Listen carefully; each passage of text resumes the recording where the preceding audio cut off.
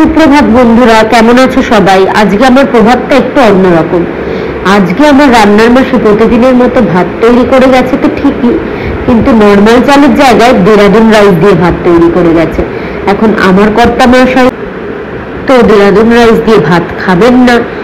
তিনি অফিস যাওয়ার আগে আর্জি করে গেছেন দেরাদুন রাইস দিয়ে তাকে বিরিয়ানি করে খাওয়াতে হবে।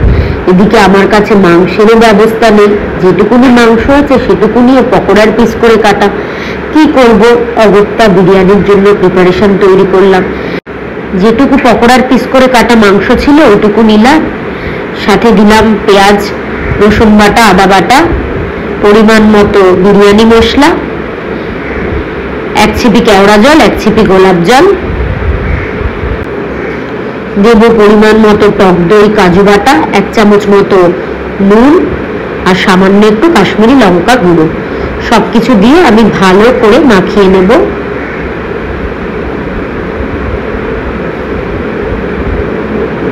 এইভাবে মাখিয়ে নিয়ে আমি রেখে দেব কিছুক্ষণের জন্য।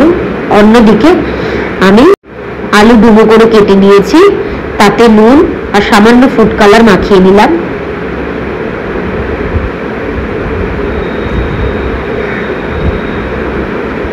সমস্ত আলুগুলোতে আমি নুন আর ফুড কালার মাখিয়ে নিয়েছি। এবারে একটি পাত্রে আমি পরিমাণ মতো তেল গরম করে নেব।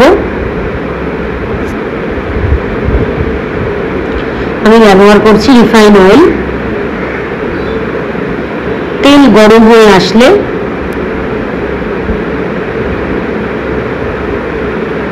তাতে এক এক করে সমস্ত আলুগুলো ভেজে নেব। বেশি লাল লাল করে কড়া করে ভাজবো না, হালকা করে কম আঁচে ভেজে নেব।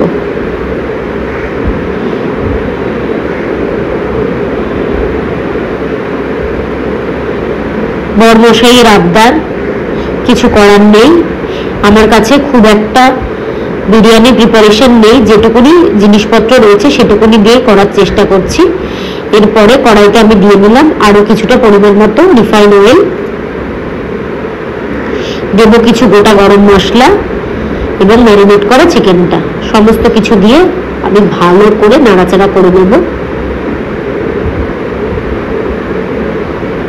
এবং মিনিট 5-এর জন্য আমি ঢাকা চাপা দিয়ে মাংসটা সেদ্ধ হতে দেব।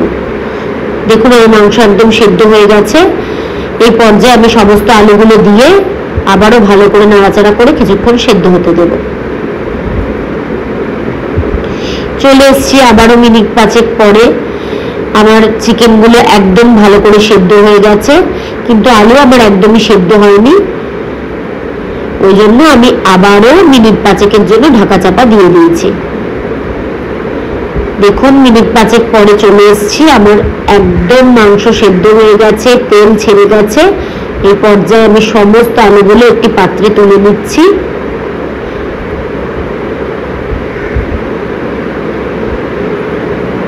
এই পর্যায়ে আমি দিয়ে দিচ্ছি সামান্য একটু দুধ। আবারও দুধ দিয়ে আমি ভালো করে নাড়াচাড়া করে নিচ্ছি। এবারে আমি সমস্ত আলুগুলো দিয়ে দিলাম। এবারে আমি করব বিরিয়ানির ফাইনাল লেয়ারিং।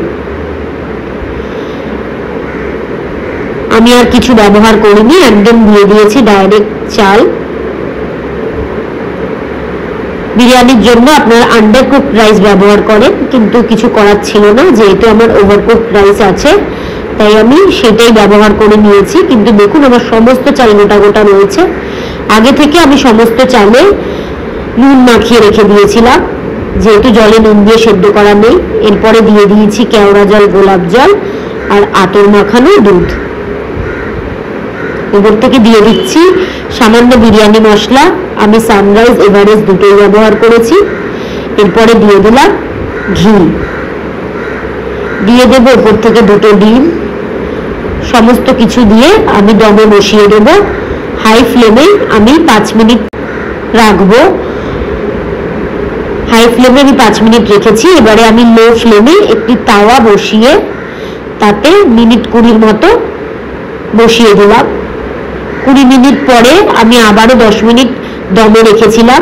দেখুন আমার বিরিয়ানি আপনাদের সামনেই কেটে দেখাচ্ছি, কি সুন্দর বিরিয়ানি তৈরি হয়েছে।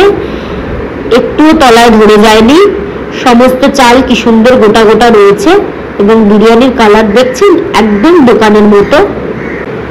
আর স্বাদও কিন্তু দোকানের থেকে কোনো অংশে কম নয়। আপনারাও চটজলদি এইভাবে বাড়িতে বিরিয়ানি বানিয়ে সকলকে খাওয়াবেন। আমার কর্তামশাই তো বিরিয়ানি খেয়ে এতই খুশি হয়েছিল যে পুজোয় 2টো শাড়ি এক্সট্রা দেবে বলেছে। যাই হোক, আজকের মতো এই পর্যন্তই। সবাই ভালো থাকবেন, সুস্থ থাকবেন, আর আমার চ্যানেলটিকে অবশ্যই সাবস্ক্রাইব করে দেবেন। দেখা হচ্ছে পরবর্তী একটি ব্লগে। ধন্যবাদ।